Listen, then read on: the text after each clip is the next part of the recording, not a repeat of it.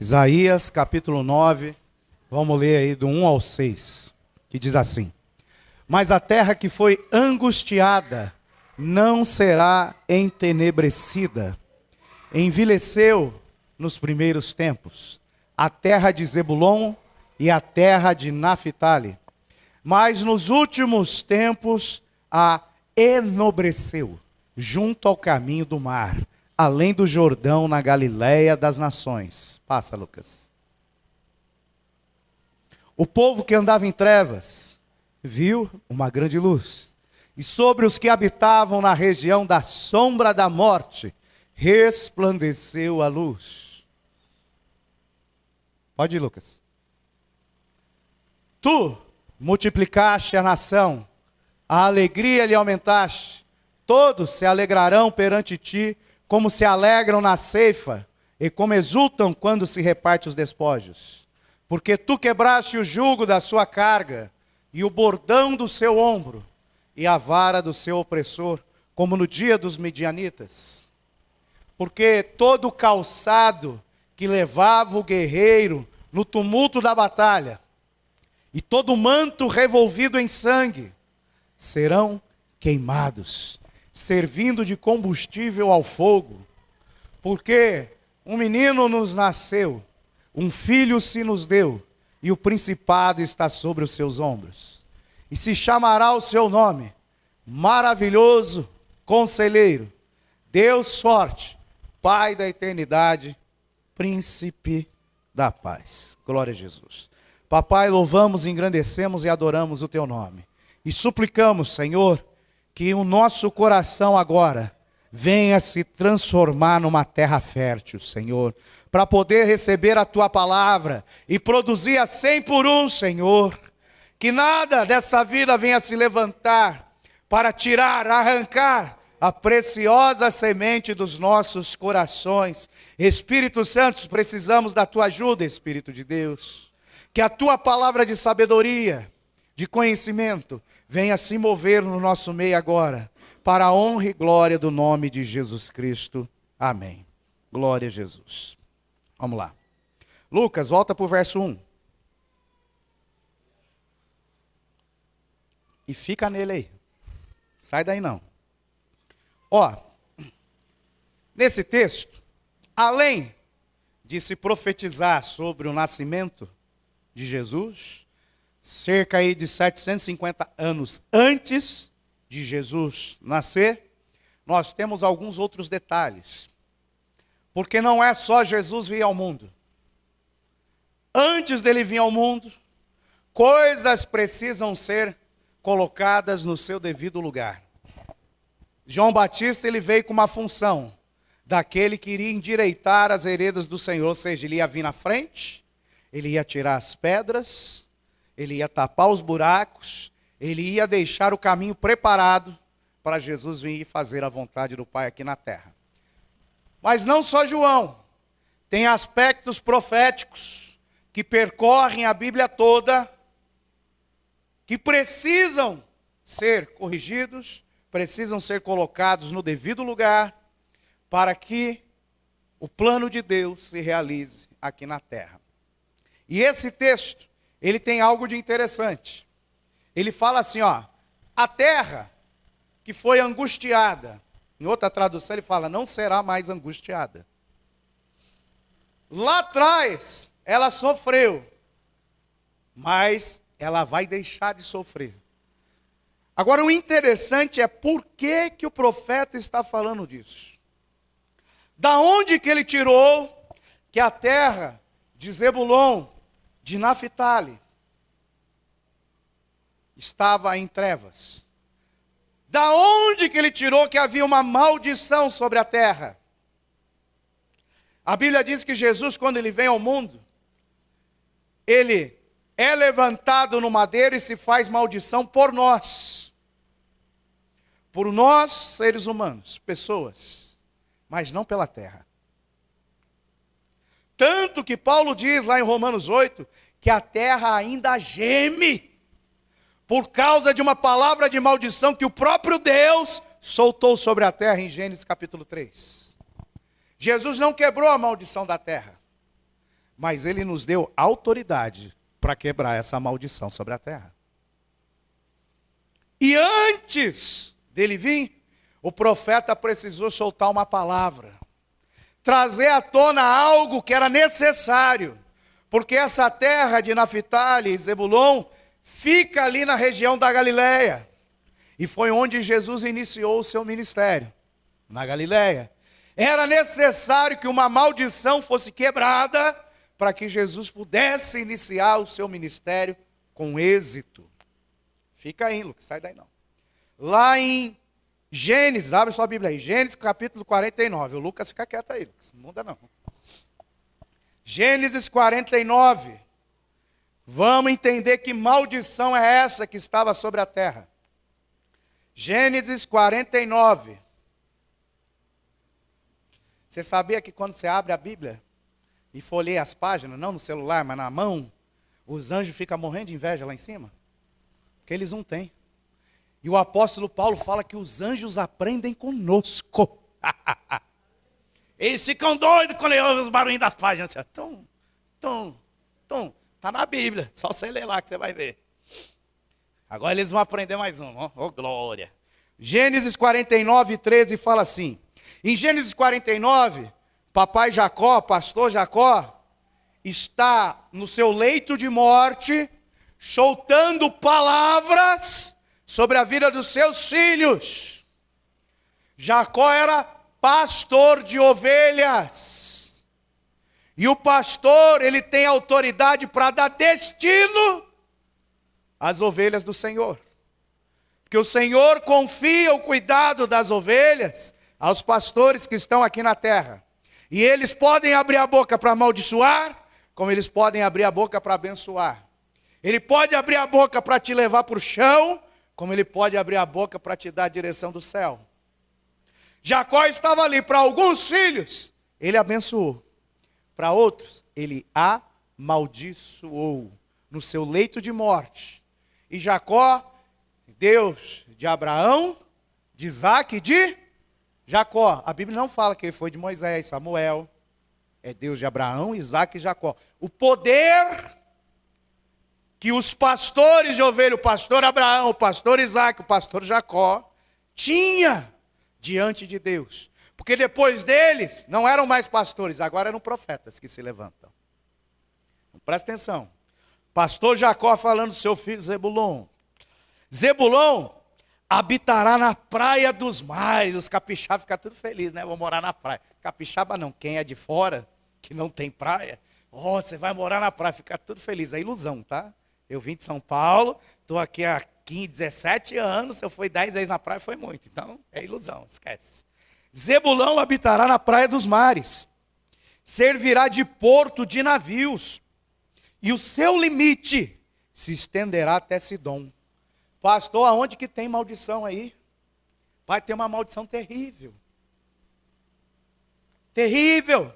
Como que eu sei que tem maldição aí? É simples, porque a Bíblia fala que isso é uma maldição. E eu já vou explicar aonde que está na Bíblia falando que isso é uma maldição. Aí, você passa umas páginas para frente, vai lá em Deuteronômio 33. Pastor Jacó soltou uma palavra de maldição sobre o seu filho. Agora o profeta Moisés vai quebrar a palavra de maldição que pastor Jacó lançou. Olha que coisa linda. Não é qualquer um que quebra uma palavra de maldição de ungido, tá? É por isso que nós fazemos processo de libertação. No processo de libertação, às vezes você recebeu palavras de pastores, que já foram seus pastores, e essas palavras elas pegam no seu osso, e te seguram e não deixam você voar. Porque é uma autoridade espiritual que soltou uma palavra contra a sua vida. Isso pode te travar pela vida inteira. Inteira. Teve um pastor que veio fazer processo de libertação com a gente. Quando ele saiu de uma igreja tradicional aí, acho que quase mais da metade aqui já passou nessa igreja, o pastor foi lá e amaldiçoou ele, mas amaldiçoou, xingou, só faltou dar um chute nele. O cara ficou mais de 10 anos com a vida toda travada. Aí quando chegou, falei, nós vamos fazer duas coisas, pastor. Nós vamos quebrar agora no mundo espiritual essa palavra. E só para o negócio ficar mais forte, tu vai procurar ele. E tudo que ele falou te amaldiçoando, tu vai falar na cara dele abençoando. E se ele te der um soco, tu vira o outro lado ainda. Pode ficar tranquilo. Aí quebramos, ele achou o pastor no supermercado. Falei, é aqui mesmo. Aí começou a falar. Tum, tum, tum.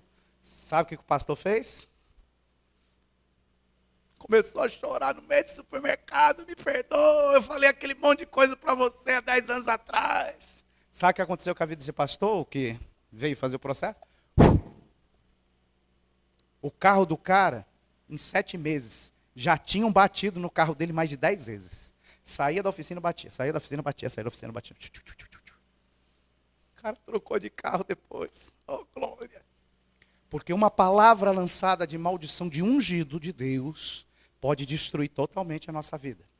Aí o profeta, lá em Deuteronômio 33, 18, o profeta Moisés fala assim, ó, de Zebulon, disse, alegra-te, Zebulon, nas tuas saídas marítimas. Espera aí, pastor, agora complicou, hein? Se você é um crente esperto, você já estava com o dedinho lá em Gênesis 49, aí agora você só volta lá e vão comparar os dois dedos. Se um é, tem que abrir de novo. Ó, lá em Gênesis 49, 13, ele fala assim, Zebulon habitará na praia dos mares. Até aí está tranquilo. Servirá de porto de navios. Até aí está mais ou menos tranquilo. E ele fala assim, o seu limite se estenderá até Sidom. O que ele quer dizer? Limite está sendo colocado e estabelecido para uma das tribos de Israel, Zebulon. Mas que maldição tem nisso, pastor? Simples. Deus quando chama Israel, Deus quando levanta Israel, Ele levanta Israel para abençoar todas as nações do mundo. O papel de Israel era sair por todo o mundo e falar do Deus Todo-Poderoso de Abraão, Isaque e Jacó. Mas o próprio Jacó vai lá e coloca limite em Zebulão, ó, você só pode atuar até aqui. Aí o profeta Moisés chega lá e fala, não te alegra, vou quebrar a maldição, ó, agora tu vai sair pelos mares, para os 4 cantos do mundo. O profeta Moisés quebra a maldição. Por quê? Porque isso falava do ministério que Jesus Cristo viria desempenhar aqui na terra. Então, uma maldição, eu te dou um limite. Quer ver? Ó, tem um texto lá no Novo Testamento, lá em João capítulo 3, quando Jesus vai ensinar o doutor Nicodemos. Ele fala assim, lá no verso 8, não precisa abrir não. Fala assim, ó, o vento sopra onde quer. Ouves a sua voz, mas não sabes de onde vem, nem para onde vai. Assim é todo aquele que é nascido do Espírito. Você já conseguiu botar limite no vento? Hã? Você acha que dá para botar limite no vento? Está entendendo? Porque o limite que Jacó colocou em Zebulão era uma maldição. Os que são nascidos do Espírito não têm limites. Não é limite para pecar, não. É limite para voar na presença de Deus, para fazer obras maiores que Jesus Cristo fez aqui na terra. Então, nós estamos ali, ó. A terra foi angustiada. A terra estava sob trevas. Lá atrás, nos primeiros tempos, Zebulon e Naftali. Elas estavam travadas por causa de uma palavra que foi lançada. Moisés quebrou. Tum! Porém, a profecia de Moisés só começou a valer depois de um determinado tempo. Por isso que às vezes nós recebemos profecias, elas demoram para se cumprir. E a maioria das profecias demoram para cumprir na nossa vida. Você já ouviu falar, Deus é fiel para cumprir com a sua palavra? Ele é. Se ele prometeu, ele vai cumprir? Depende. Tem doido que fala assim, se Deus fez uma promessa, eu não morro. Ó, cuidado, hein? Porque lá em Hebreus capítulo 10, fala assim, as promessas de Deus vão se cumprir nas nossas vidas depois que nós obedecermos a Ele. Está lá. Pastor, tem 10 anos que eu recebi uma palavra profética, ela não se cumpre. Aonde que você está desobedecendo Ele? Porque quando você está justinho, quando você está em obediência, quando você está em retidão, a Bíblia fala, aqueles que andam em retidão, Deus não negará bem algum a esses. As promessas se cumprem. Então eu tenho que tomar muito cuidado com isso. Vamos ver o nosso amigo Naftali. Se você ficou com os dedinhos, você está esperto, não tira o dedo daí. Gênesis 49 de novo. Vamos lá para o 21. Por quê? Porque nós vamos ver dois tipos de ministérios proféticos na vida de Jesus, através de Zebulon e Naftali. E ele fala assim, Gênesis 49, 21.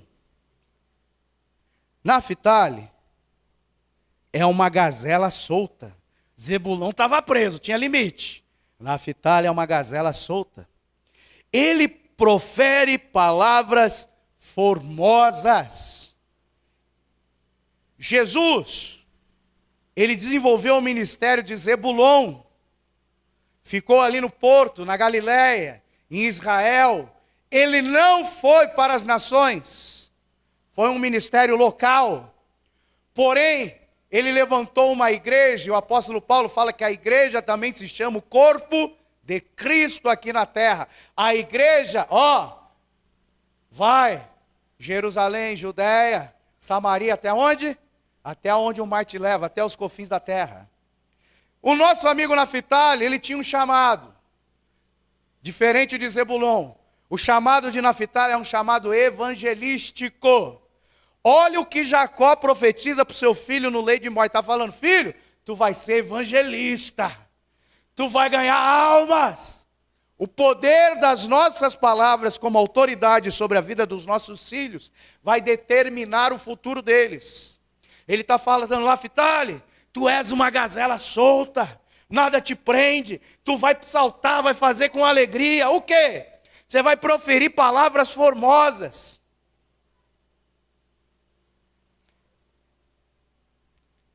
Romanos 10, 15, Paulão fala assim, e como pregarão se não forem enviados? Como? Eu preciso sair dos limites, das quatro paredes, e para pregar eu tenho que proferir palavras formosas, que nós também chamamos de boas novas. Como que pregarão se não forem enviados? Como está escrito, olha que coisa linda, ele falando de Naftali. Paulo usando a palavra de um profeta para falar de Naftali. Lá em Romanos 10, ele fala assim, quão formosos são os pés do que anunciam palavras formosas, ou coisas boas, ou boas novas, ou boas notícias, dependendo da tradução. Confirmando o chamado evangelístico do nosso amigo Naftali. Continuando, lá em 16, ele fala assim, mas nem todos obedeceram ao evangelho. Pois Isaías diz, Senhor, quem acreditou na nossa pregação? Porque o papai Jacó, o pastor Jacó falou, meu filho vai ser evangelista. Meu filho vai ganhar almas. Aí você chega aqui em Isaías, e ele fala, mas a terra de Naftali estava em trevas. Porque mesmo falando, ninguém cria na pregação. Hoje nós estamos aqui comemorando profeticamente o nascimento de Jesus. 90% da humanidade não crê nele. Quem está dando ouvido a essa pregação de Jesus Cristo? Aí lá em Deuteronômio 33, lembra? Gênesis 49 vem a maldição. No caso de Naftali não foi a maldição, foi uma bênção. Porém a bênção não se cumpriu. Pastor Jacó falou em Gênesis 49, agora o profeta Moisés vai falar em Deuteronômio 33, verso 23. Ele vai falar assim de Naftali. De Naftali disse, Naftali, tu goza de favores, cheio da bênção do Senhor, possuirá o lago e o sul. O que Moisés está fazendo? Jacó deu a direção, meu filho vai ser evangelista. Aí um profeta de Deus vem e confirma a palavra do pai. Como que ele confirmou? Simples. Ele fala assim, Naftali goza de favores. Para você, um evangelista, a evidência de um ministério de evangelista. é que ele é usado em cura, milagres, prodígios e maravilhas. Como que ele consegue isso? É porque ele goza de favores do Deus Altíssimo. Não é dele, ele não pode fazer nada, mas pela graça de Deus, esses dons sobrenaturais vêm sobre o ministério do evangelista. Então, Moisés está confirmando a palavra de Jacó. Naphtali goza de favores, cheio da bênção de Deus. Você acha que se você botar a mão sobre o enfermo e ele for curado, isso é bênção ou é maldição? É bênção. O cara morreu, tu vai lá, ora, ele ressuscita, isso é bênção ou maldição? Isso é bênção. Então é cheio, o evangelista ele é cheio da bênção de Deus. É um chamado que Deus dá. E o profeta só vem para confirmar aquilo que o pai já determinou sobre a vida do filho. Então se o pai abre a boca e fala, tu és profeta, a criança vai ser profeta.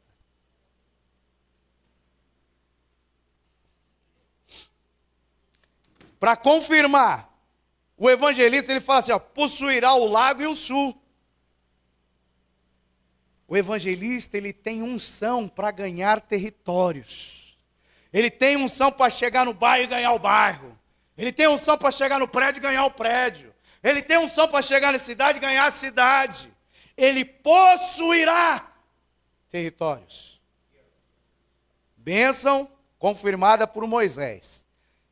E isso aponta Jesus Cristo.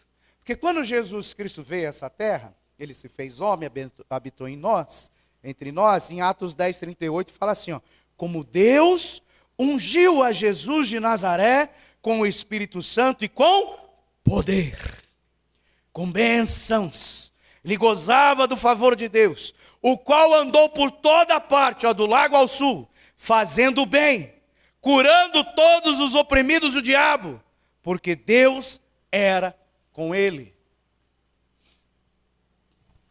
Terra de Zebulon e Naphtali estava sob trevas, porém nos últimos tempos ela será enobrecida. Ou, outra tradução, nos últimos tempos ela se tornará gloriosa, a Galileia dos gentios, ou a Galileia das nações. Para eu entender o verso 6, que um menino vos nasceu, o principado está sobre os seus ombros, eu preciso entender que Zebulon e Naphtali não aparecem aqui nesse texto à toa. Tinha palavras que foram proferidas no passado, que precisavam ser quebradas, no caso de Zebulon, e no caso de Naphtali, elas precisavam de confirmação profética. E mesmo sendo quebrada, mesmo com confirmação, ela demorou milhares de anos para começar a funcionar.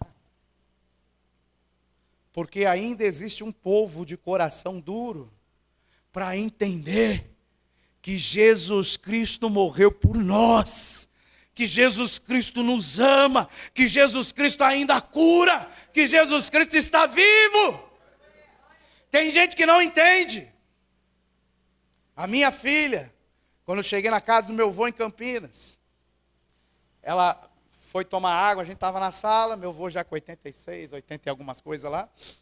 Ela foi tomar água, foi na cozinha. Na cozinha tinha um crucifixo. E no crucifixo tinha um bonequinho lá de Jesus pendurado. E ela demorando para voltar, demorando. Falei, cadê ele? Sumiu, está fazendo bagunça. Aí sai caçando ela está lá, parada assim na frente do crucifixo. Aí estava aí meu tio procurando, nós chamamos. Ué, o que foi, Eliette? O que é isso? Aí meu tio falou, é Jesus morto aí na cruz. Mas Jesus está vivo, tio, eu já vi ele. O mundo não conhece Jesus. O mundo não busca conhecer e se relacionar com Jesus, mas ele está vivo. Até para uma criança ele aparece e conversa. Eu cheguei em casa, pai, senta aqui. Eu falei, ué. Aí sentei no sofá. Só faltou ela falar assim, vamos discutir a relação. Aí sentei lá, ela, pai, eu tive um sonho. Eu falei, mesmo? Que sonho que você teve? Eu já estava esperando, o bolso coçando. O sonho era uma boneca nova, alguma coisa nova. Aí, pai, Jesus apareceu para mim no sonho. Ele falou que eu ia chegar na minha escola, eu ia cantar tal louvor, e um amiguinho do meu lado ia começar a chorar. A hora que eles chorassem, era para eu botar a mão na cabeça deles e falar, Jesus, abençoa eles. Eu falei, mas filha, como que foi esse sonho? Você ouviu ele falando? Não, pai, ele parou na minha frente e falou para eu fazer isso. Mas você viu ele? Eu vi. Ele está vivo. E muitas vezes palavras de maldições que são lançadas contra a nossa vida nos impede de ver e contemplar a face de Jesus Cristo. E muitas vezes nós estamos na igreja e nós não somos ensinados a orar, Senhor, eu quero ver a tua glória, Senhor. Eu quero olhar no teu rosto, Senhor. Eu quero te ver, Jesus. Se o Senhor está vivo, vem falar comigo. Pode falar para ele, ele vem. Porque ele está vivo. Estatística Brasil, IBGE. Isso era em 2000 e... Acho que foi em 2010. Os números novos eu não lembro. Eu não lembro nem os velhos, mas eu vou chutar aqui. Em 2010, nós tínhamos, no censo do IBGE, 40 milhões de evangélicos. 2010, 40 milhões de evangélicos. Porém, nós tínhamos 40 milhões desviados do evangelho. Ou seja, uma população de 80 milhões de pessoas que entrou ali no censo, 40 milhões falaram, eu sou crente, estou na igreja, 40 milhões falaram, eu já passei pela igreja, mas hoje eu não sou mais crente. Você tem noção do que é 40 milhões de pessoas que foi para a igreja, aceitou Jesus e desviou? Se o IBGE fizesse mais uma pergunta para esses, falasse assim, você já viu Jesus? Eu aposto que se você quiser que os 40 milhões ia falar assim, não. Porque é impossível quando você vê ele. É impossível quando você ouve a voz dele. É impossível quando você toca nele, você sair da presença dele. É impossível, eu sei, porque o meu foi no primeiro dia que eu entrei na igreja. Que aí veio falar, eu estou vivo, filho. Foi uma semana chorando. Nunca mais saí. E ninguém me tira. Quando você tiver um contato com ele vivo, sua vida muda. Tô lá. Churrascaria em Santos. Glória, aleluia. Tô lá no rodízio, peguei o prato na mão. Fui botar a salada. Né? Primeiro você pega a salada, depois a carne. Fui botar o prato e caiu no chão. Falei, segurei, né, de tal. Aí fui pegar o outro, quase caiu. Falei, o que está acontecendo? Fui pegar o copo, não conseguia segurar o copo com uma mão. Eu estava trabalhando na Santa Casa de Santos. Aí fui lá, fiz o exame, túnel do carpo severo numa mão. Falei, tá bom, voltei. Aí chegou aqui, a outra mão bichou. Aí fui no médico aqui, o cara fez exame nas duas, túnel do carpo severo, túnel do carpo avançado. Falei, que troço é esse? Falei, você tem um canal aqui que ele vai fechando, não circula o sangue, perde a doença de pianista. Falei, mas eu nem toco teclado, não toco piano. Falou, aí quando você tem que operar, não tem outro jeito para abrir o sangue circular. E assim, é 99% de chance de ficar ruim ainda. Se algum dia você pensar em tocar instrumento, esquece que você não vai tocar. Se você já toca, esquece que depois você não toca mais. É muito difícil, porque vai doer. Tá bom. Aí eu fui falar com um pastor velhinho já, de idade, crente. Falei, pastor, fui no médico. Tá aqui, ó, túnel do carpo severo, túnel do carpo avançado. Ele falou, como que chama o negócio aí? Falei, túnel do carpo severo, túnel do carpo avançado. Tem nome esse bicho? Falei, tem, é túnel do carpo. Ele falou, se tem nome, filho, você crê que Jesus está vivo? Falei, eu creio, claro que eu creio. Então você vai ficar 24 horas falando com ele, Jesus, eu estou curado. Túnel do carpo, sai da minha vida. E 2 semanas doido falando, 24 horas por dia. Você ia atender o telefone, você falava, alô, túnel do carpo, sabe? Desculpa, alô, aqui é o Adriano, pode falar. 2 semanas, os 2 túneis do carpo sumiram da minha mão. Voltei no médico, falou, não tem mais nada, não vai precisar fazer cirurgia. Eu falei, não, doutor, Jesus está vivo. E ele cura. Quando a gente aprende a se relacionar com ele, você nunca mais sai da presença dele. Tudo na sua vida que está despencando, Você vai aprender a tocar na orla das vestes dele. A hora que você tocar, tudo se faz novo. Tudo começa. É um novo começo. É uma nova história com Jesus Cristo. Lucas, vai para o verso 2. Vamos entender mais um mistério aqui no verso 2. O povo que andava em trevas. O que ele estava falando? Ele estava falando lá, Zebulon, Naftali, aquele que estava limitado por uma palavra que foi lançada. O outro era o evangelista que não evangelizava. Porque quando Deus te chama para o ministério e você não exerce, trevas vão vir sobre a sua vida. Trevas vão vir sobre o seu território. Trevas vão vir sobre a sua casa. Porque ele não falou que Naftali está, ele está falando a terra, o território. Então a gente tem que tomar muito cuidado com o chamado que Deus tem para a nossa vida. O povo que andava em trevas viu uma grande luz. Esse é um ponto. Vou falar esse ponto, depois nós vamos entrar no outro. E sobre os que habitavam na região da sombra da morte, resplandeceu a luz. Lembra do Salmo 23? Ainda que eu andasse pelo vale da sombra e da morte, mal nenhum temeria. Eu já expliquei aqui no curso de Salmos a profundidade, o nível profético que é o Salmo 23. Não é essa coisinha simples que a gente imagina, não. Ali fala de escatologia num nível profundo. E aqui vai dar mais uma jogadinha para nós. Então, o povo que andava em trevas.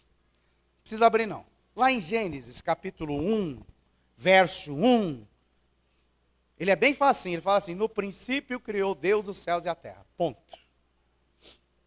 Quando você lê, você passa reto, você nem no princípio, né, no início, Deus criou o céu e a terra, acabou, morreu o assunto. Mas quando você vai lá para Apocalipse 1:8, você vai ver o que João deixou registrado. Palavras do próprio Jesus, ele fala assim, eu sou o alfa e o ômega. Eu sou o princípio e o fim. Diz o Senhor Deus, aquele que é, aquele que era e que há de vir, o Todo-Poderoso. Lá em Gênesis, a primeira palavra é o princípio, é o Bereshit. E lá em Apocalipse, no final da Bíblia, fala que Jesus é o princípio. Por que eu estou falando isso? Para você entender como que o povo entra em trevas. Vamos continuar aqui. O anjo, Apocalipse 3,14 fala assim, o anjo da igreja em Laodiceia escreve, ao anjo da igreja em Laodiceia escreve, estas coisas diz o Amém, com letra maiúscula. Porque lá em Apocalipse capítulo 3, Jesus é chamado de Amém. Sabe por que ele é chamado de Amém? O Amém significa assim seja. Ou o Amém significa está consumado. O Amém significa fim. Quando alguém fala alguma coisa e você diz Amém, é assunto encerrado. Tudo aquilo que pedires ao Pai em meu nome, Ele vou-los considerar se pedir crendo. Se tu falar Amém, carimbão, pá, está chancelado pelo Pai. Então ele está falando que Jesus é o Amém. Porque lá em Gênesis ele é o princípio. Porém, quando você vai lá em Apocalipse, capítulo 22, no último versículo, eu vou ler o 20 e o 21, os dois últimos. Fala assim, aquele que dá testemunho destas coisas diz, certamente venho sem demora. Sabe o que ele fala agora? Amém. Quem é o Amém? Jesus. E para os incrédulos ele continua. Vem, Senhor Jesus, último versículo. A graça do Senhor Jesus seja com todos. Ou seja, Jesus está no primeiro versículo da Bíblia. Jesus está no último versículo da Bíblia. Por que está falando isso, pastor? Porque nós precisamos entender como que o povo se coloca em trevas. Vamos lá, vamos continuar. Lá em Gênesis capítulo 1, agora no verso 2, no princípio, verso 1, criou Deus os céus e a terra. Verso 2, a terra, porém, estava sem forma e vazia, e havia trevas sobre a face do abismo, e o Espírito de Deus pairava sobre as águas. O povo que andava em trevas, porque a palavra de Deus não muda. Aquilo que está em Gênesis capítulo 1, no verso 2, se repete ao longo da história. Porque o povo está com o coração endurecido para Jesus Cristo. Quando você está com o coração endurecido para Jesus, trevas se levantam. Muitas vezes você pode até viver bem durante um determinado tempo. Daqui a pouco chega a enfermidade, você não sabe de onde chegou. Daqui a pouco as finanças começam a entrar em turbulência, você não sabe de onde que veio. Parece que está tudo caindo ao mesmo tempo. O que está acontecendo? Coração endurecido para Jesus Cristo traz trevas sobre a face. E quando você vai enxergar, as trevas não deixam você ver, mas embaixo tem um abismo. E só tem uma forma de você vencer essas trevas que se levantam na nossa vida. Gênesis 1:3 fala assim: e disse Deus, haja luz. E houve luz. Quando tem luz, as trevas vão embora. Apagou todas as luzes aqui, treva purinha. Ninguém vai ver os olhos azul meu aqui. Acendeu a luz, as trevas vão embora. Todo mundo vê claramente.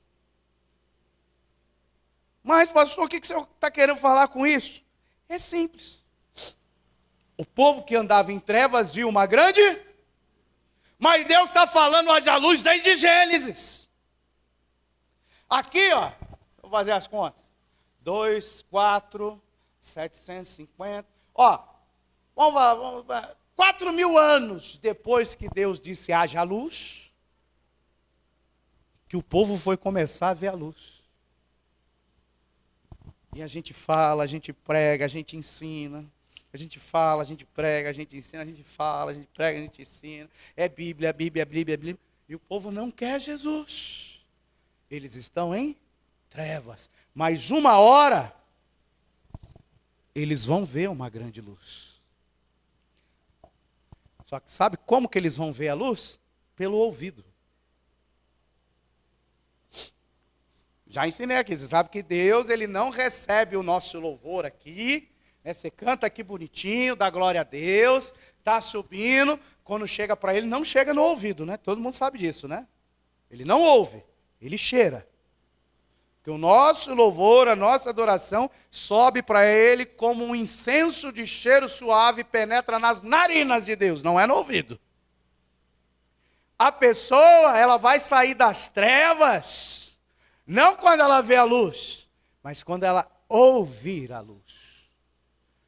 Porque lá em Gênesis 1:3, e disse Deus, haja luz. Quando você começar a ouvir a voz de Deus, as trevas acabam. Porque eu vou na igreja, eu vejo pregação, eu vejo não sei o quê, eu vejo um monte de coisa, estou ali. Mas a hora que você começar a ouvir aquela voz mansa e suave de Jesus Cristo na sua vida, as trevas vão totalmente embora. Você vai parar de ouvir as trevas, porque a treva tem voz. A treva fala, a treva faz a pessoa entrar em depressão. A treva traz síndrome do pânico. As trevas trazem medo. As trevas trazem enfermidade, diz a Bíblia. Mas quando você começa a ouvir Jesus Cristo, você ouve. Paulo, quando teve um encontro com Jesus no caminho de Damasco, ele não viu. Mas ele ouviu, ele falando, duro é para ti recalcitrar contra os aguilhões. Faz o que eu te mando, porque eu quero te usar, Paulo. E ele cego lá, quem és tu, Senhor? Estou aqui, eis-me aqui. Nós precisamos ouvir. É por isso que o Shema de Israel, lá em Deuteronômio 6, fala, ouve, ó Israel. O Shema da igreja, quem tem ouvidos, ouça. Não é veja. Ouça o que o Espírito diz às igrejas. Então o povo que andava em trevas, viu uma grande luz. O povo lá atrás, 2000 anos, viram Jesus? Lá quando Jesus veio aqui como homem, andou na terra, curava enfermos, expulsava demônio, ressuscitava. Eles viram Jesus? Viram, né? Eles se converteram? A maioria não. Por isso que a Bíblia fala, bem-aventurados são aqueles que creem sem ver. Ó, coisa linda, hein? Então o povo que andava em trevas viu uma grande luz. E sobre os que habitavam na região da sombra da morte. Então ali eu tenho dois pedaços aí. E vamos entrar agora na parte 2. Por quê? O apóstolo Paulo, ele fala assim: orem para que se abram as portas para eu pregar o evangelho, porque eu e vocês, aí ele já joga a responsabilidade para todo mundo da igreja, nós somos despenseiros dos mistérios de Deus. Se é mistério, mistério é algo que não é conhecido, é algo que está escondido, algo que até o momento não foi revelado. E nós, que temos o Espírito Santo, temos a obrigação de pegar essas coisas misteriosas e apresentar para a humanidade. Lá atrás, em Números, fala que tem coisas que são mistérios que estão reservados para Deus, não é para o homem. Mas Deus, um pouquinho para frente de Números, chega para GG, profeta Jeremias, fala assim: filho, ensina meu povo, para eles clamarem a mim, que eu vou anunciar coisas grandes e profundas que ele não sabe, aquele monte de coisa lá que está escondido, que ninguém sabe. Se eles clamarem a mim, eu revelo para eles. Porque Paulo entendeu, se eu clamar, Deus me revela, porque eu vou ser dispenseiro dos mistérios de Deus. Aqui tem um mistério lindo. A primeira parte, o povo que andava em trevas viu uma grande luz, viu Jesus. Jesus é a luz do mundo. Disse Deus: haja luz, houve luz. Porém, na segunda parte aqui, eu não sei nem porque ele botou esse texto aqui, isso aqui era para estar em outro lugar da Bíblia. Mas ele botou, vamos lá. E sobre os que habitavam na região da sombra da morte resplandeceu a luz. Ainda que eu passe pelo vale da sombra da morte, mal nenhum temeria. Mas ele está falando que tem gente que mora lá.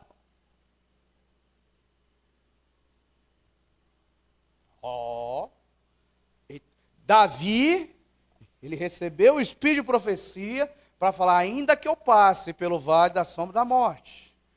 Isaías está falando: tem gente morando lá no vale da sombra da morte. Que isso, pastor? No Salmo 22, descreve Jesus passando pelo vale da sombra da morte. Depois você lê ele lá. Descreve ele passando, ele não para. Ele não permanece, ele passa pelo vale da sombra da morte para entrar no Santo dos Santos, depositar o seu sangue diante da arca, para fazer expiação pela humanidade, para depois voltar na terra com o corpo glorificado e aparecer de novo para os discípulos que estavam trancados dentro do cenáculo. Então ele passa pelo vale. É o que Davi está falando, porque no verso 4 do Salmo, ele vai entrar já na guerra do Armagedão. Prepara uma mesa perante mim na presença dos meus inimigos. Unge a minha cabeça com óleo, meu cálice transborda. Quando ele vencer a guerra de Armagedon, ele vai entrar no milênio. Certamente que a bondade e a misericórdia me seguirão todos os dias da minha vida. Mas isso aí é uma outra coisa. Aqui ele está falando que tem pessoas que habitam na região da sombra e da morte. E até Jesus morrer, tinham dois tipos de pessoas habitando lá. Porque depois que Jesus morre, só fica um tipo lá. E está lá até hoje, diz a Bíblia. Lá em Efésios 4:8, ele fala assim: por isso diz, quando ele subiu às alturas, ou seja, ele morreu, passou pelo vale da sombra da morte, e ele foi assunto aos céus. Então Paulo está falando, quando ele subiu às alturas, levou cativo o cativeiro. Ou seja, ele entrou no vale da sombra da morte, aqueles que habitavam lá. Ele conta isso em Lucas, porque lá no vale da sombra da morte tem 3 lugares, um chamado de Seio de Abraão, o outro chamado de Abismo, onde estão presos os demônios mais fortes, e o outro lugar é o lugar de tormento que fala, Sheol, Hades. Então Jesus ele foi lá, aonde habitavam, para levar cativo aqueles que estavam presos lá. Ou seja, aqueles que morreram salvos antes de Jesus, eles ficavam ali no seio de Abraão. Jesus desceu lá na região do vale da sombra da morte, sem temer mal algum, porque o Senhor estava com ele, diz a palavra. Pelo poder de Deus que o ressuscitou, o mesmo poder desceu com ele até o abismo, até o inferno. É por isso que ele fala que as portas do inferno não prevalecerão contra a igreja, porque ele entrou, ele saiu de lá. A morte, o inferno não teve poder para manter ele preso no vale da sombra e da morte. Aí ele pega aqueles que estavam ali no seio de Abraão, Isaías, Jeremias, Ezequiel, Abraão, Jacó e companhia, pega eles e leva eles até o terceiro céu, diz a Bíblia. Então ele está falando, quando ele subiu às alturas, ele levou com eles o cativo, aqueles que estavam no seio de Abraão, que habitavam na região do vale da sombra da morte. E concedeu dons aos homens. Ora, o que quer dizer subiu, senão também que havia descido até as regiões inferiores da terra? Efésios 4, 18, 19. Efésios 4, 8 e 9. Está ali, ó, que habitavam. Ó, o profeta Isaías, 750 anos antes, falando, ó, o povo que andava em trevas aqui na terra, porque Deus falou lá em Gênesis capítulo 1, havia trevas sobre a face das águas, tinha um abismo embaixo, as trevas estavam na terra, até Deus dizer, haja luz, e a luz não era do sol, a luz era profética. Então essa primeira parte, até a vírgula, nível aqui terreno, nível físico, nível natural. Quando Isaías começa, e sobre os que habitam na região da sombra da morte, resplandeceu a luz, porque Jesus é a luz do mundo, e Jesus entrou lá no lugar de morte. Acho que o povo que estava lá já começou a fazer assim, oh, que luz forte, o que é essa luz, o que é essa luz? Ele chega lá e fala, eu sou Jesus, aleluia. Então eles viram, resplandeceu a sua luz. Lucas, passa Lucas. Então, primeiro eu quebrei a maldição de Zebulon. Vamos quebrar a maldição de Naphtali, que tinha um ministério e não exerceu, porque quando chega em Êxodo capítulo 19, é Êxodo 19? Acho que é Êxodo 19. Quando Deus manda o povo subir um monte. Santifique-se e suba o monte, que eu tenho uma missão, eu vou enviar vocês até os confins da terra, vocês vão ganhar a humanidade para mim. O povo viu trovão, relâmpago e fogo e falou, sobe só você, Moisés, estamos fora. Estou com medo, estou com medinho. Não quero. Quando o povo falou que não quer, Deus chamou uma tribo, em vez de chamar uma nação. E essa tribo ficou de babá para as 11 tribos, até hoje está lá de babá.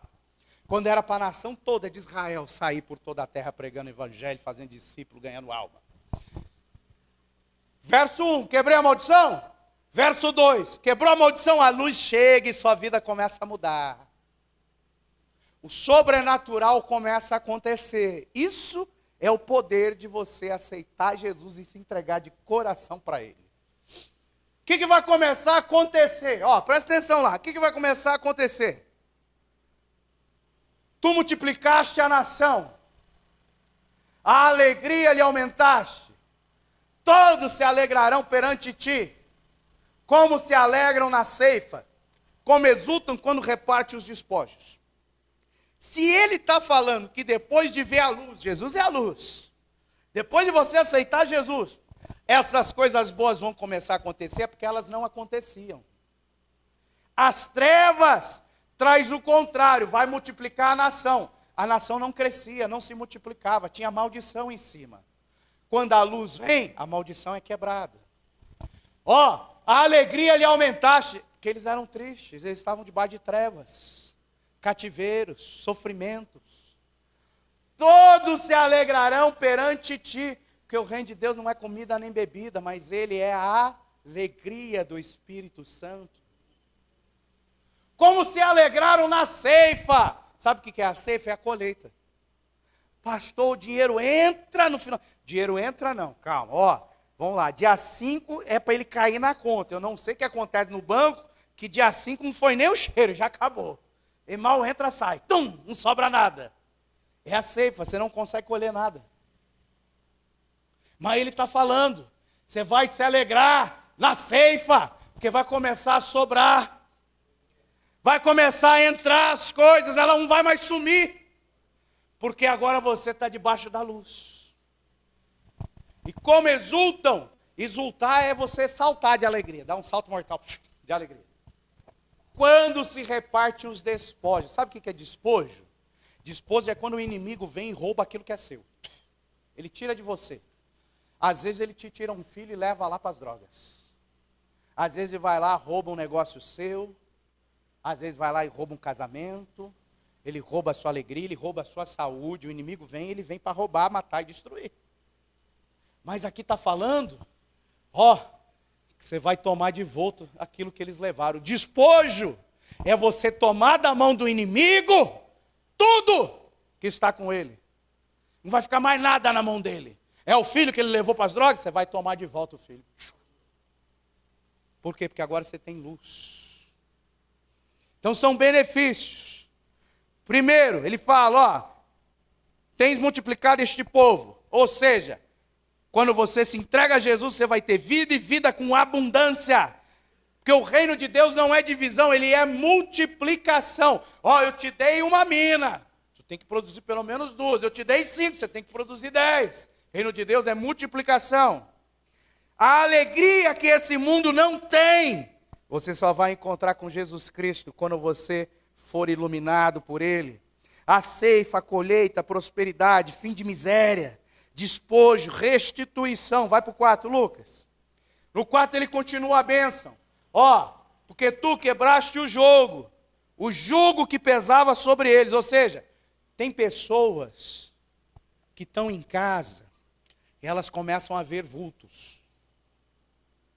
Tem pessoas que às vezes estão em casa e elas começam a ouvir vozes, correntes, barulhos. Eu já fui chamado para orar numa casa que exatamente às 3 horas da manhã, sabe o que é bola de futebol? A bola subia quase 1 metro de altura e a bola começava a flutuar e andar pelos cômodos da casa. Aí quem me chamou foi o filho. Aí quando eu cheguei lá, eu falei, pode ser coisa da cabeça dele, tá doidão e tal. A mãe falou, não, 3 horas da manhã, eu acordava para ir no banheiro, tomar água, eu vi a bola também. Falei, os dois já viram juntos? Nós já ficamos de plantão, 3 horas da manhã, começamos a ver a bola se movendo na casa. 2 ficar doido é difícil, 1 até vai, né? Mas agora 2 ao mesmo tempo, é complicado. Sabe o que é isso? Opressão demoníaca. Mas quando você se entrega para Jesus, Ele vai quebrar todo o jugo e toda a carga que está sobre a sua vida. Isso vai acabar. Não vai mais ouvir vozes. Não vai mais ver vultos. As coisas dentro de casa quebram toda hora. Tem casa que a gente entra, você vê os móveis, eles estão tudo sendo comido, despedaçado, e não tem bicho. Sabe por quê? Demônio começa a destruir tudo que é seu. Sabe o que é isso? Opressão demoníaca. Tem gente que não acredita não tem problema. Só vai acreditar na hora que começar a acontecer dentro da casa. E cuidado, hein? Acontece, e não é pouco não. Então vai fim da opressão demoníaca quando você se entrega verdadeiramente a Jesus. E ele fala assim, que tu quebraste o jugo que pesava sobre eles, a vara que lhes feria os ombros, e o cetro do seu opressor, como no dia dos midianitas. Ou seja, você vai aprender a se defender no mundo espiritual. Eu tenho vara e eu tenho cetro. Vara é aquilo que castiga. O cetro é aquilo que governa. O rei usa o cetro. O carrasco usa a vara. Porque os demônios vão vir para te castigar e os demônios vão vir para dirigir a sua vida. E quando você se entrega a Jesus, isso acaba. Está aí no texto que nós estamos lendo. Vai acabar os saques, porque ele fala ali, Volta, Lucas. Como no dia dos midianitas. Sabe quem que é os midianitas? É aqueles caras que chegavam lá em Israel, na época da colheita, e eles roubavam todo o trigo. Esperava lá eles pisarem as uvas, ia lá e roubava todo o suco de uva deles. Tudo vinho. Tudo que vinha eles roubavam. Salário caiu na conta, midianita vai lá e rouba. Gideão teve que enganar eles para não passar fome. Que está falando que quando verdadeiramente você se entregar para Jesus, vai acabar a opressão dos midianitas na sua vida.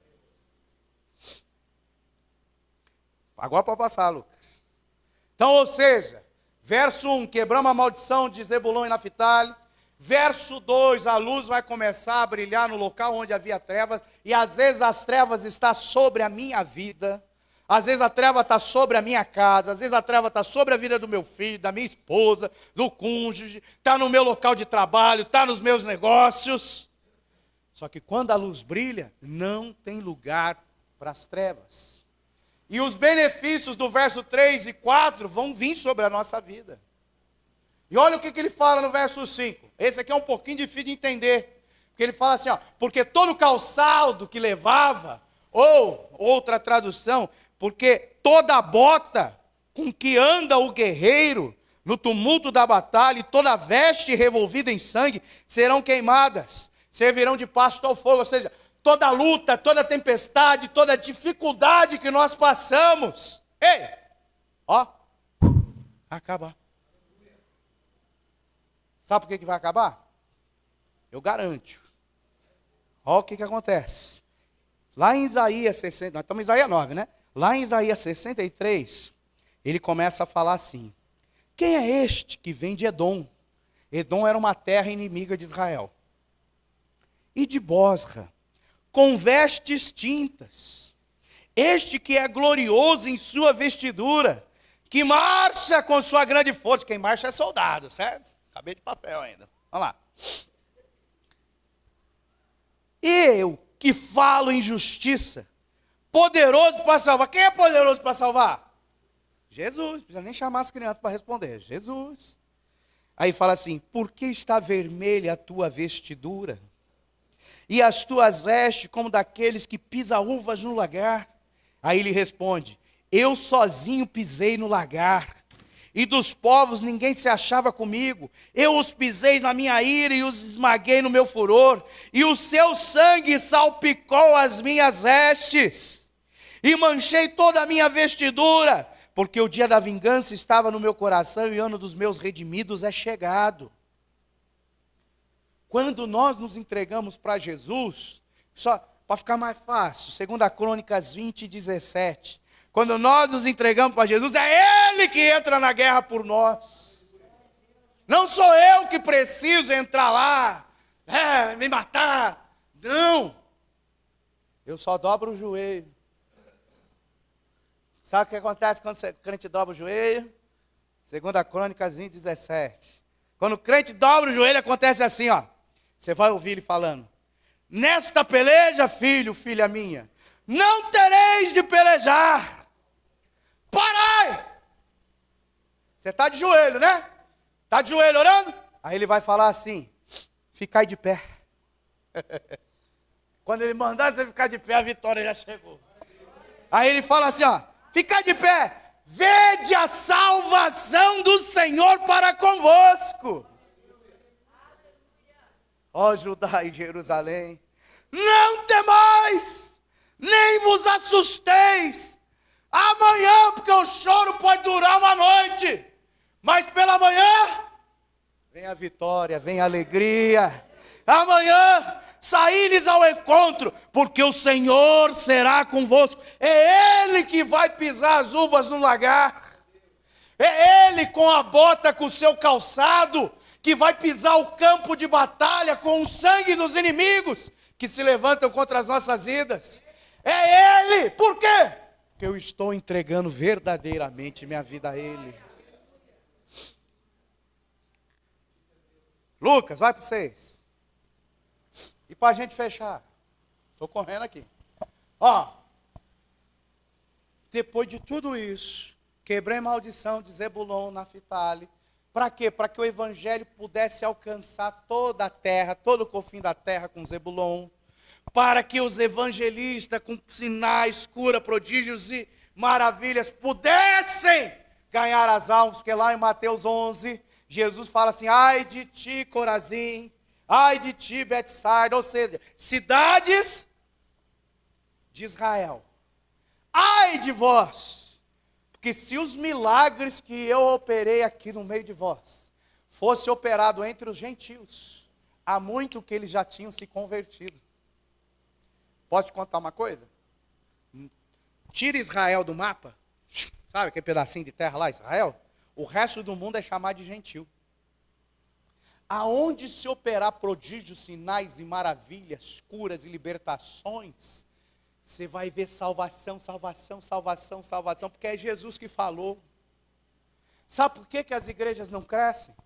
Sabe por que hoje eu tenho, sei lá, quanto tem, nem sei mais, 270 milhões de brasileiros? Aí você pega lá, hoje tem 60 milhões só que é convertido ao evangelho. Agora imagina os 60 milhões curando enfermo, expulsando demônio e ressuscitando morto. Não dou 3 meses para os 270 milhões de brasileiros virar crente. E começar a ganhar a América Latina, a América do Norte, ganhar a África, a Europa. Ganhar o mundo para Jesus. Mas para isso, você tem que tirar o comunismo da cabeça. Porque o comunismo é assim, né? Você depende do Estado para tudo. Você depende do Estado para tudo. Você não tem mais propriedade, você não tem mais direito, salário igual, tudo igual para todo mundo. Tudo que você precisa é do Estado. Você se torna totalmente do Estado. Pela nossa colonização portuguesa, foi fácil o comunismo entrar no nosso meio sem a gente perceber. Porque hoje, para trocar a lâmpada aqui da igreja, precisa do pastor. Para fazer alguma coisa, precisa do pastor. Ó, até dentro de casa.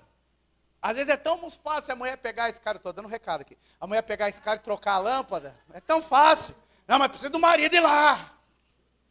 É comunismo. Você depende de tudo. Entendeu? Recado dado, vamos voltar para a mensagem. Então, a gente precisa entender que se a gente assumir a responsabilidade que nós temos no reino, com autoridade, poder e unção que Jesus Cristo já nos deu, o reino de Deus, ó, ele cresce, ele se expande. Então, ó, vamos lá, porque um menino nos nasceu. Presta atenção numa coisa, talvez você nunca tenha ouvido isso. Nós passamos aqui 5 versículos antes de chegar no 6. Nós vimos 1, 2, 3, 4 e 5. Para depois chegar no 6. Porém, o verso 6, esse versículo 6, ele é a confirmação dos outros 5. Eu vou te mostrar. Entenda isso. Isso é muito importante. Ele fala assim, ó. Porque um menino nos nasceu. Não tinha nascido ainda, tá? Isso aqui ele falou 750 anos antes de Jesus nascer. Ele não tinha, mas ele está falando, ó, que um menino nos nasceu no passado, já nasceu. Aí o apóstolo Paulo, lá em Romanos capítulo 4, ele nos ensina como que a nossa oração vai começar a ser respondida, crente. Ele ensina. Ele fala assim, ó, porque você chama a existência hoje aquilo que ainda não existe. O profeta, 750 anos antes de Jesus nascer, está falando, ele já nasceu. 750. Não consegue engravidar?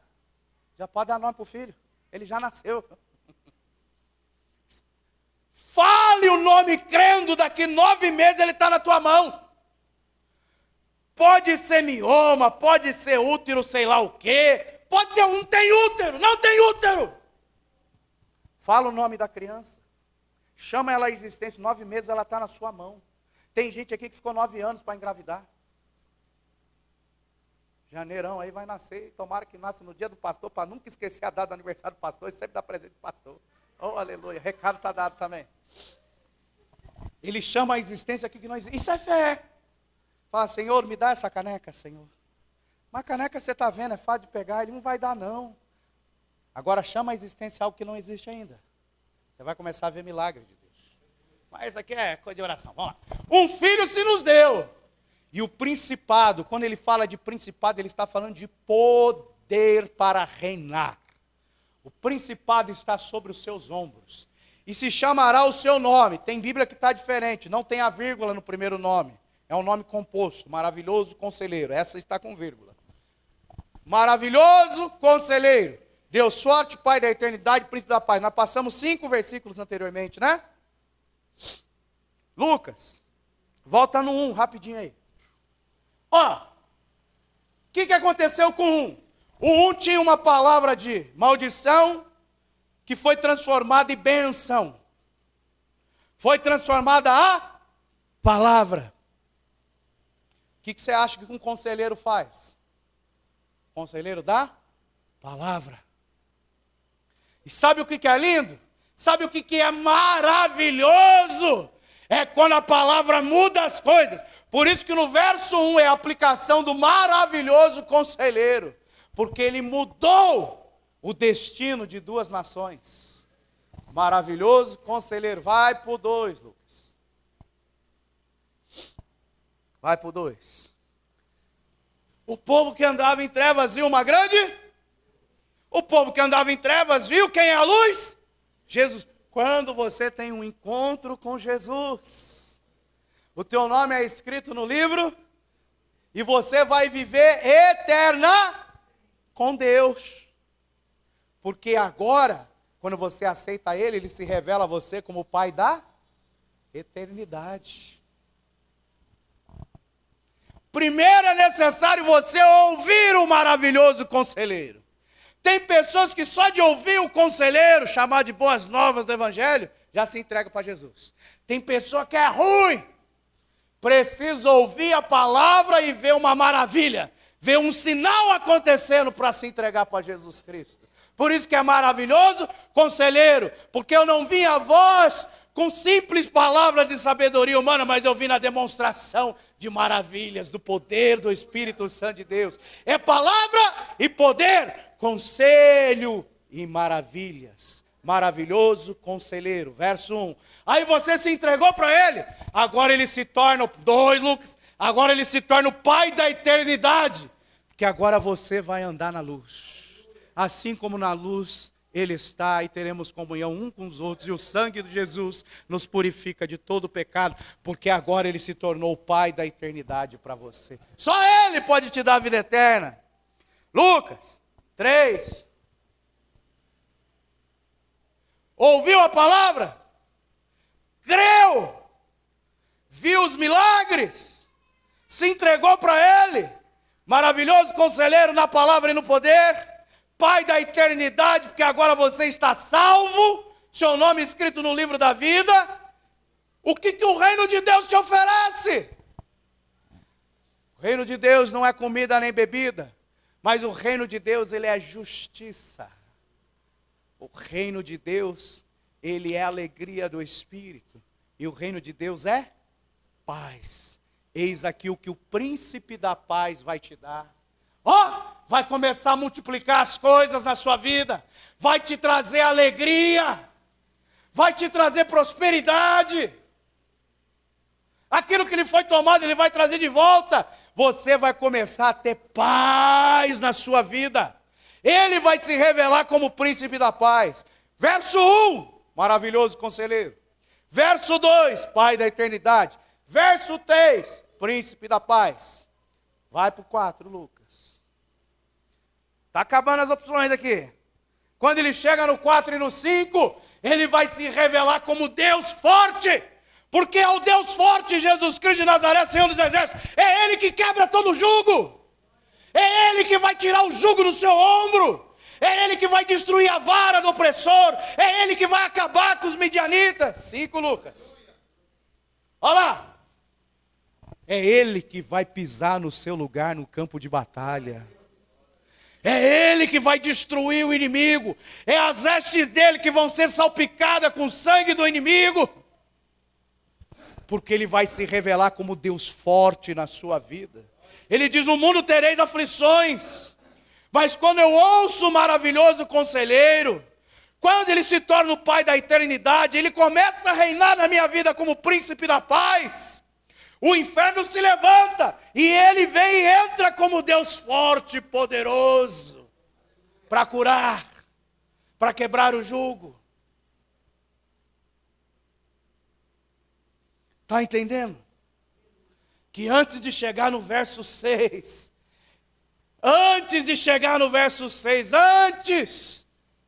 eu preciso do maravilhoso conselheiro na minha vida. Eu preciso ouvir a palavra de Deus. Eu preciso que o que está lá em Marcos 16 aconteça. Que sinais, prodígios e maravilhas comecem a me seguir. Porque tu ouviu a palavra, aceitou Jesus, vai para o céu.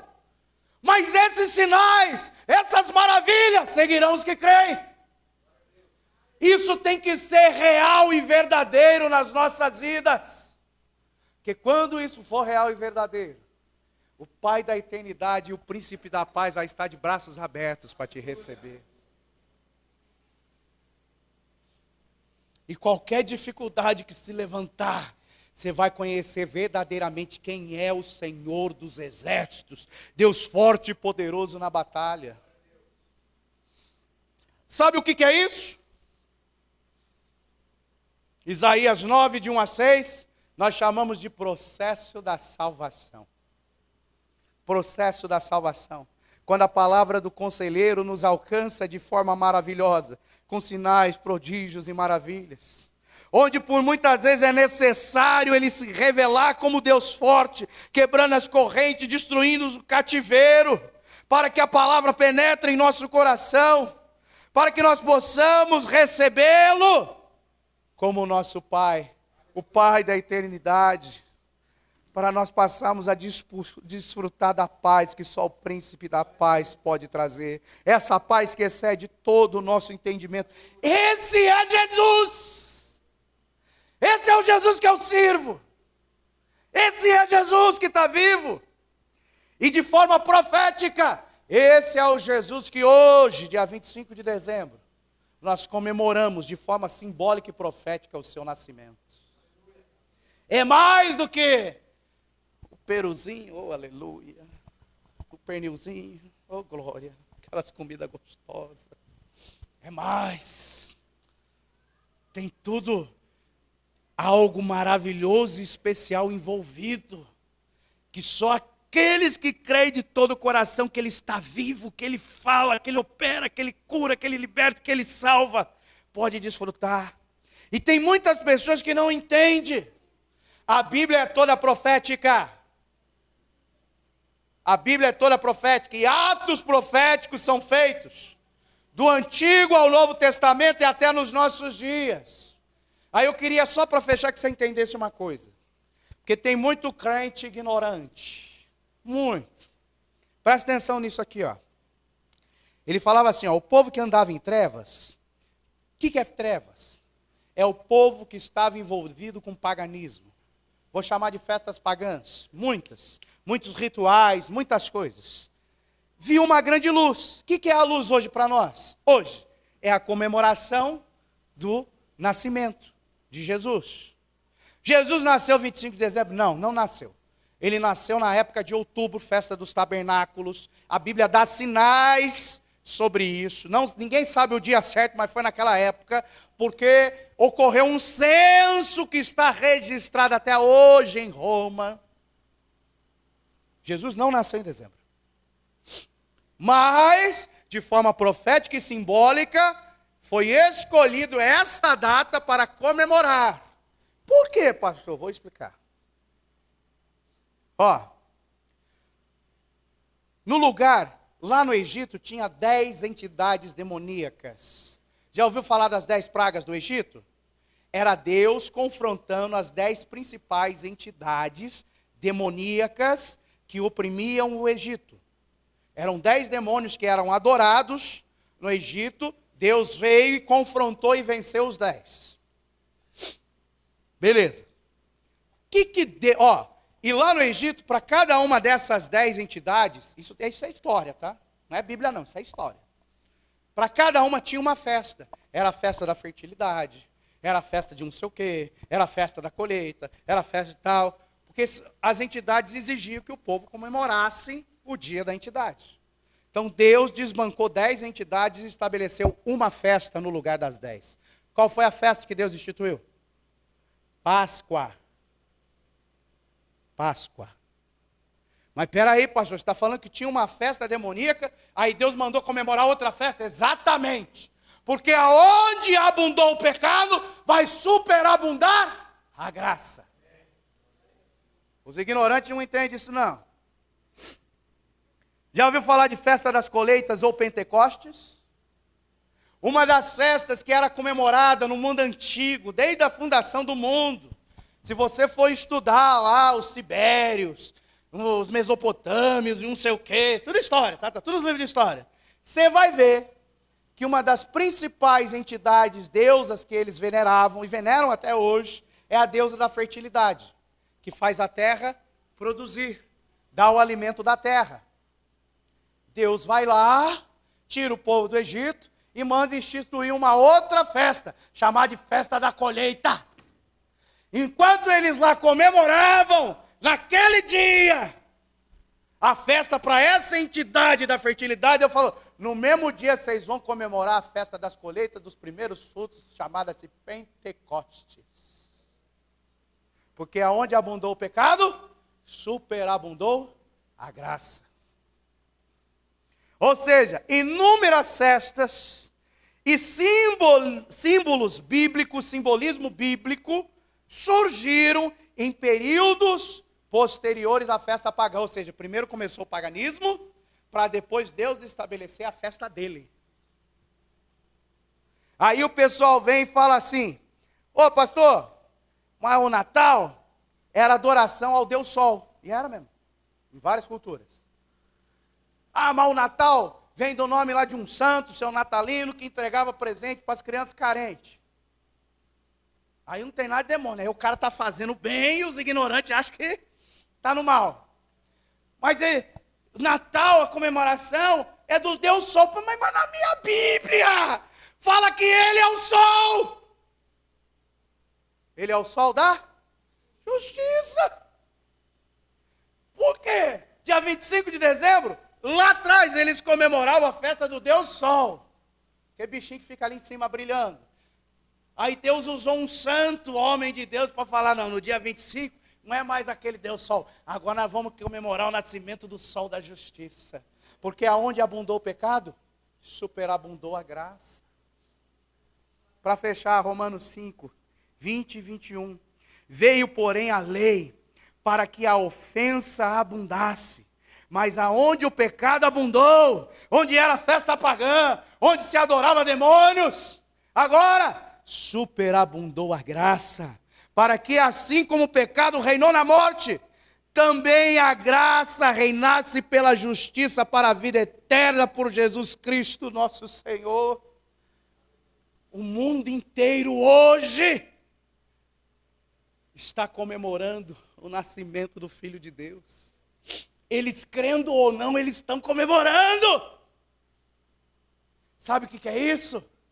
É milagre. Isso é milagre. Amém? Feliz Natal a todos. Vamos ficar de pé. Vamos orar para encerrar. E esse é o nosso Natal. Pai, louvamos, engrandecemos e exaltamos o Teu nome, Senhor. Que maravilhoso é estar na Tua presença. Maravilhoso é quando o Teu Espírito Santo fala ao nosso coração, Senhor. Quando o Senhor revela coisas ocultas e escondidas, Senhor Deus. Porque o que os olhos nunca viram, o que os ouvidos nunca ouviram, aquilo que nunca subiu ao nosso coração, é o que o Senhor tem preparado para aqueles que o amam. E nós te amamos.